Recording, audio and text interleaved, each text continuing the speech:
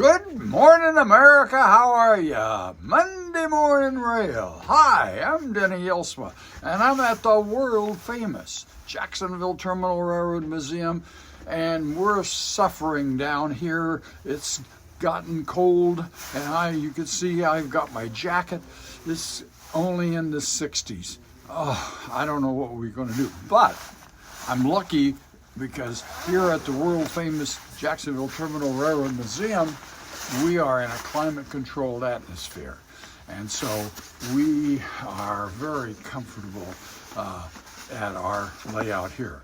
Today is Monday, and you know what we always do on Monday? You guessed it, we do show and tell. Show and tell is always brought to you by Jelsma Graphics, the people that make all the railroad embroidered jackets, logos, you name it. Jelsma Graphics has it. Been doing it since 1985. Go to jelsma.com. That's JELSMA.com. And with all that being said, show and tell is going to start right now. Show and tell is starting right now, and we have an exciting show.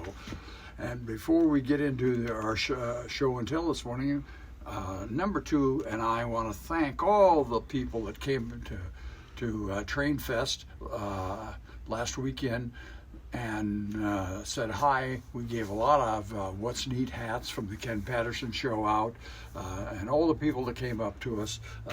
And Greg even had an opportunity to give some of his glossy photos. And so we just thank all the people that came and said hi to us, and we had a wonderful show, and we feel very blessed with that. But today I want to talk about an exciting railroad that I really love. I grew up near this railroad in the cornfields of Iowa, and it's very dear to my heart, and that is the Wabash Railroad. And follow the flag. And the train that I want to talk about today is a very famous Wabash train. It's not the Wabash Cannonball, but it's the Banner Blue. And I have with me my good friend and an officer of the club here, Cardinal Phil. So, thank you, Denny. Well, this train also must have run well outside the cornfields of Iowa, because it's my understanding it ran through Granite City, Illinois, which is near our family farmer in Edwardsville. So can you tell us a little bit about the route of the train?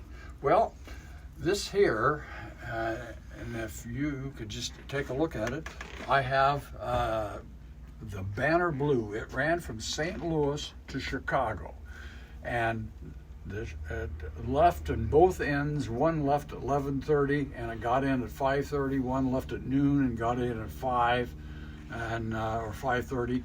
And it was about a 5.5 hour ride through Illinois. But it left St. Louis, crossed the river. One of the first stops over there was Granite City, and that was the big steel mills, and then your family farm that your dad grew up was just a few miles down the road. And but this was a very luxurious train. Now, the Chicago-St. Louis market was a very hot market because both St. Louis and Chicago are big industrial cities. And this train here, the Banner Blue, was really catering to the business executive because it was all Pullman train. They did have some coach, but most of it was Pullmans. And so it was a very exciting train. It was a heavyweight train, and it made traveling for the businessman in Chicago, it was really kind of a luxurious train. I noticed that last car is the city of Decatur. Is that Decatur, Illinois? Yes, and Decatur was a big junction point on the Wabash. The Wabash, they named cars after all the cities along there, and boy, it was the pride of a town to have a car named after them, and like Decatur. But this is a lounge car, and it had the drum head on the end. If you could see number 2, if you could get a picture of that to show. But the Banner Blue was just a very famous Wabash train, and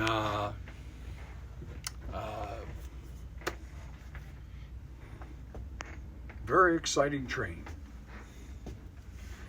So, with all that being said, that's the way it is at the world famous Jacksonville Terminal Railroad Museum in beautiful Jacksonville, Florida, where the sun always shines and running trains is an absolute pleasure in climate-controlled atmosphere.